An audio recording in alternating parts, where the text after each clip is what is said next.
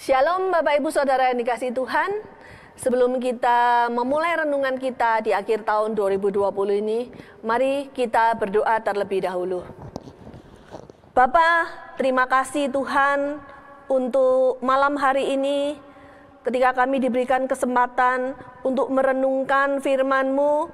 Ini adalah sebuah anugerah. Kami memohon pertolongan-Mu ya Tuhan dengan kekuatan Roh-Mu yang kudus untuk kami semua hari ini, agar kami mengerti setiap kata-kata yang hamba sampaikan.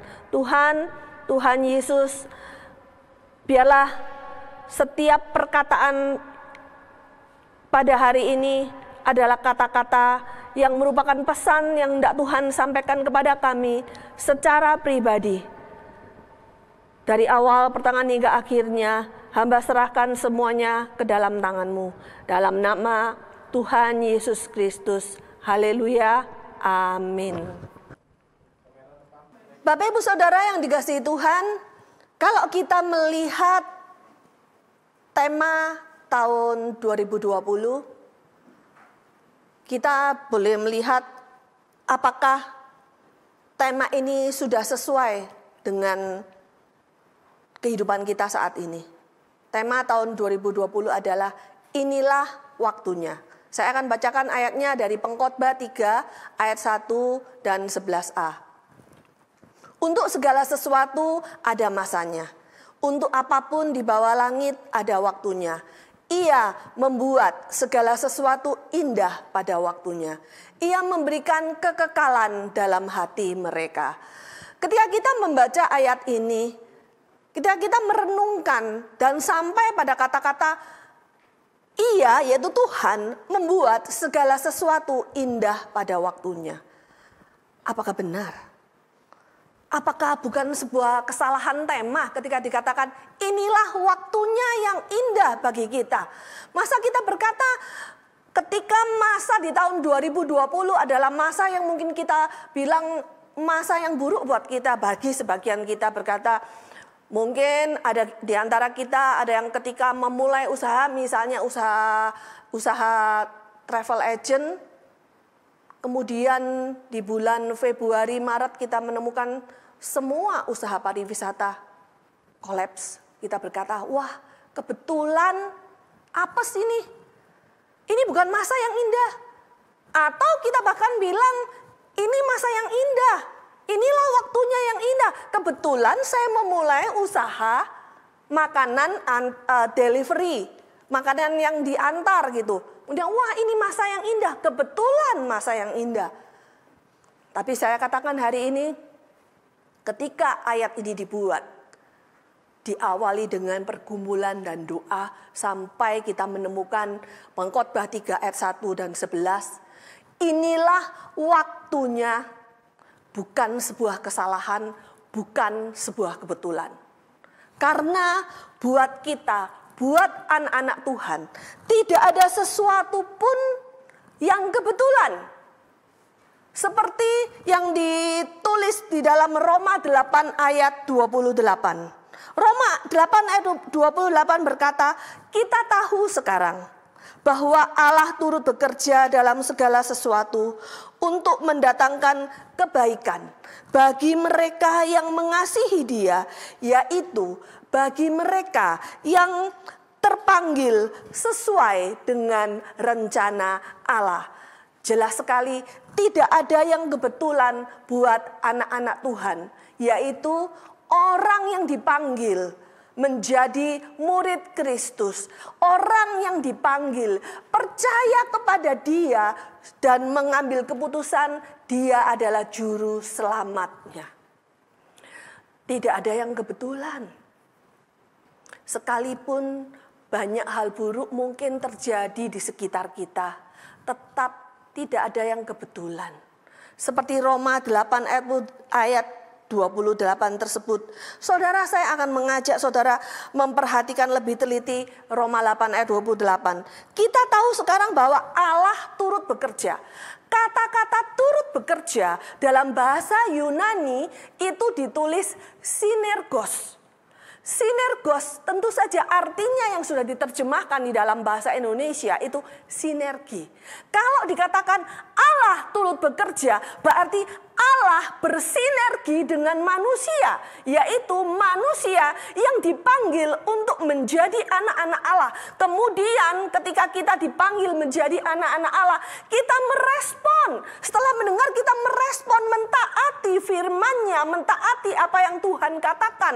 Apa satu persatu apa yang harus kita lakukan untuk dengan hasil akhir untuk menyenangkan hatinya, hati Allah yang memberikan putra tunggalnya Yesus Kristus bagi kita. Tidak ada yang kebetulan. Kita perlu melihat ini bukan dari perspektif manusia. Kalau dari perspektif atau sudut pandang manusia, kita melihat segala sesuatunya serba kebetulan dan mungkin kita generasi ini berkata, kita apes nih kebetulan ada di masa tahun 2020 kita dilanda COVID-19. Kata dunia, perspektif manusia berkata, kebetulan engkau sial karena engkau berada di masa yang tidak baik. Tetapi bagi anak Tuhan tidak ada yang kebetulan, sekali lagi asalkan kita bersinergi, kita mau merespon apa yang Allah ingin kita lakukan. Bapak Ibu Saudara yang dikasihi Tuhan, mengapa perlu kita memandang waktu ini adalah waktunya Allah? Kenapa? Karena dengan melihat dari sudut pandang Allah, kita akan bertanggung jawab terhadap waktu yang telah Tuhan berikan kepada kita. Baik atau buruk, jelek atau bagus. Waktu yang Tuhan berikan kepada kita itu adalah waktu yang sangat berharga. Kita tidak boleh main-main dengan waktu yang Tuhan berikan kepada kita. Efesus 5 ayat 15 dan 16. Saya akan mengajak Bapak Ibu Saudara, kita akan membaca Efesus, atau saya bacakan Efesus 5 ayat 15 dan 16. Karena itu perhatikanlah dengan seksama bagaimana kamu hidup. Janganlah seperti orang bebal, tetapi seperti orang arif. Dan pergunakanlah waktu yang ada, karena hari-hari ini adalah jahat. Jelas sekali firman Tuhan mengatakan, pergunakan waktu yang ada. Jangan main-main. Waktu-waktu yang ada di depan kita ini adalah waktu-waktu yang jahat. Saya teringat di awal tahun 2020, saya pernah berbicara di depan jemaat Tuhan. Kita patut bersyukur, saya berkata seperti itu. Di tahun ini kita masih bisa beribadah di gereja. Waktu itu saya tidak berpikir akan apa yang terjadi kemudian. Saya hanya berkata, kita patut bersyukur kita bisa beribadah di gereja karena ada masanya nanti kita tidak bisa beribadah di gereja. Dan Tuhan memberikan lebih kurang di dalam bulan Maret atau April ya, Maret kita masuk secara resmi di dalam masa pandemi COVID-19. Sehingga setiap gereja ditutup, artinya kita tidak bisa beribadah secara langsung tatap muka di gereja. Dan ternyata benar apa yang saya katakan, itu pun hal yang patut disyukuri. Kenapa? Kita masih bisa beribadah di rumah kita.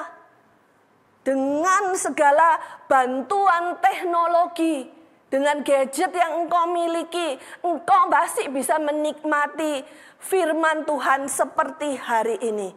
Bapak Ibu Saudara yang dikasihi Tuhan, saya ingatkan sekali lagi, belum tentu pada tahun depan, pada masa-masa yang akan datang, hal ini bisa lebih baik seperti sekarang. Mungkin kita berharap dan pasti kita ingin lebih baik.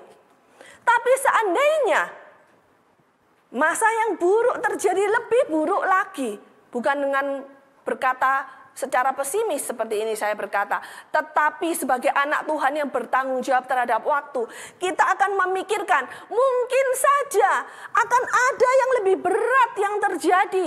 Kita tidak bisa beribadah, bahkan bukan hanya di gereja, secara online pun kita tidak bisa.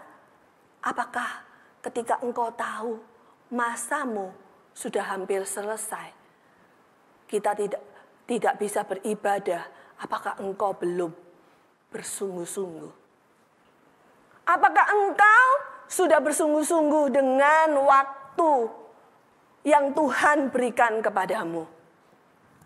Ingat, firman Tuhan tadi mengatakan, pergunakanlah waktu yang ada. Karena waktu ini adalah waktu yang jahat. Jangan seperti orang bebal. Bebal itu nggak hanya bodoh. Orang bodoh tapi belum tentu orang yang bodoh itu bebal. Orang yang bodoh diajarin, dia bisa mengerti, dia mau melakukan, itu bukan bebal. Orang bodoh bisa jadi pintar. Tetapi orang bebal udah diberitahu, dikasih teguran, melihat tanda-tanda di sekitarnya, dia tetap tidak mengerti, itu orang bebal. Jangan seperti orang bebal. Ketika Tuhan dengan keras, dan firman Tuhan hari ini dengan keras mengatakan, jangan main-main dengan waktu yang Tuhan berikan. Ketika di tahun 2020 engkau diberikan waktu, masih ada waktu untuk mencari Tuhan, cari Tuhan dengan sungguh-sungguh. Ada waktu untuk mengasihi Tuhan, kasihi Tuhan dengan sungguh-sungguh. Jangan lagi main-main dengan waktu yang sudah Tuhan anugerahkan untukmu. Karena saya akan mengutip Efesus 5 ayat 14, ayat sebelumnya. Dikatakan, inilah sebabnya dikatakan, bangunlah, hai kamu yang tidur, dan bangkitlah dari antara orang mati, dan Kristus akan bercahaya atas kamu. Apakah engkau mau Kristus bercahaya atas kamu?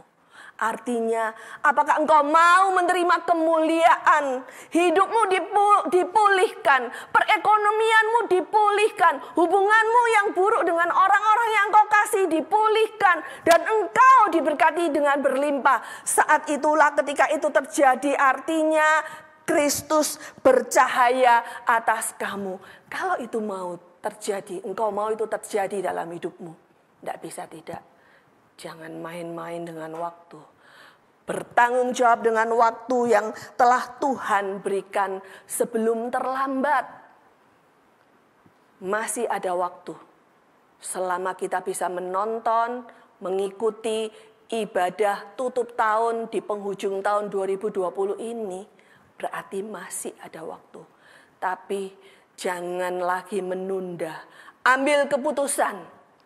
Untuk engkau yang belum bersungguh-sungguh, ambil keputusan untuk lebih bersungguh-sungguh mengasihi Tuhan, melayani Tuhan. Engkau yang punya rencana membaca Alkitab sepanjang tahun 2020, mungkin banyak bolong-bolongnya, atau bahkan engkau jarang baca Alkitab lagi karena engkau nggak pernah ke gereja. Sebelum terlambat, saya katakan mulai baca Alkitab. Sebelum terlambat. Bapak Ibu Saudara dikasih Tuhan, Allah turut bekerja. Allah mau kita bersinergi dengan Dia. Meresponi apa yang Dia katakan. Mentaati dan aktif bergerak melakukan apa yang sudah engkau planning. Gak hanya sekedar teori. Dan ingat, kenapa saya katakan ini? Waktu-waktu ini adalah waktu yang jahat. Mari kita tundukkan kepala. Mari kita berdoa. Kau yang di rumah, kita berdoa. Bapa di surga, terima kasih untuk firman-Mu hari ini. Firman yang mengingatkan kami kembali untuk bertanggung jawab terhadap waktu yang telah Tuhan berikan kepada kami. Baik atau buruk kondisi kita saat ini, bagi Tuhan tidak ada yang kebetulan. Semua adalah baik buat Tuhan. Karena inilah waktunya. Waktu kita untuk bangkit. Waktu kita untuk mulai lagi. Ketika kita sudah jatuh, kita waktunya bangkit. Ketika kita sedang tertidur pun, kita harus mulai bangkit. Tidak santai-santai, tidak menunggu, oh masih ada waktu. Tapi kami mau bangkit dengan pertolongan yang Tuhan berikan. Bapak, Ibu, Saudara, ketika hari ini engkau mendengar firman Tuhan, dan sampai hari ini engkau belum memutuskan untuk menerima Yesus sebagai Tuhan dan Juru Selamat, saat ini saya menantang engkau untuk menerima Dia sebagai Tuhan dan Juru Selamatmu. Undang Dia masuk dalam hatimu. Percayalah Dia akan menolong engkau. Dengan imanmu, tanpa melihat, engkau percaya hidupmu akan lebih baik.